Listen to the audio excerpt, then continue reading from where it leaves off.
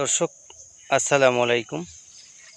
দেশ এবং প্রবাস থেকে যেখান থেকে আমার প্রতিবেদন দেখতেছেন সবার প্রতি আন্তরিক শুভেচ্ছা এবং ভালোবাসা রইল। আশা করি সবাই ভালো আছেন। আলহামদুলিল্লাহ। আজকে আমি আপনাদের দেখাবো স্মার্ট নেপিয়ার হাইব্রিড ঘাস চাষ পদ্ধতি এবং খামার উপযোগী ঘাস এবং ছাগলের খামার উপযোগী ঘাস, এই সম্পর্কে আজকে এই ভিডিওতে কথা বলা হবে।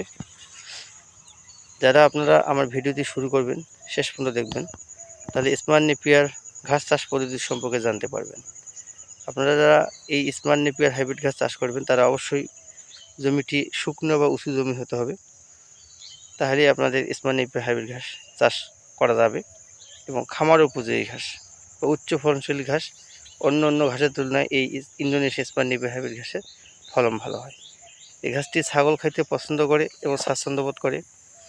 এই ঘাসটি এক ঝোপে 20 কেজি হার আসে এবং প্রতি মাসেই কাটা যায় ছাগলের জন্য।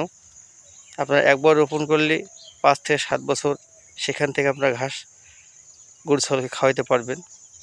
এই ঘাসটি আমরা মূলত কাটিং হিসেবে বিক্রি করতেছি। সব উপজেলায় এবং জেলা পর্যায়ে আমরা কুরিয়ার সার্ভিসের মাধ্যমে ক্যাশ অন ডেলিভারি দিচ্ছি। কুরিয়ার সার্ভিস পেমেন্ট করলেই আমরা এই ঘাসটি আপনার হাতে নাগালে দিয়ে আসতেছি। যারা এই ইন্দোনেশিয়া স্মার্ট নেপিয়ার হাইব্রিড ঘাসের কাটিং খুঁজতেছেন তারা আমার স্ক্রিনে দেওয়া নাম্বারে কল করবেন, তাহলেই এই ইন্দোনেশিয়া স্মার্ট নেপিয়ার হাইব্রিড ঘাসের কাটিং আপনারা সংগ্রহ করতে পারবেন।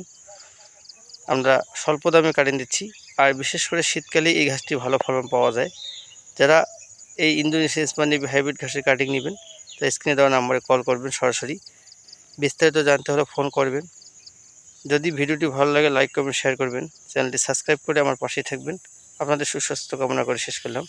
আসসালামু আলাইকুম।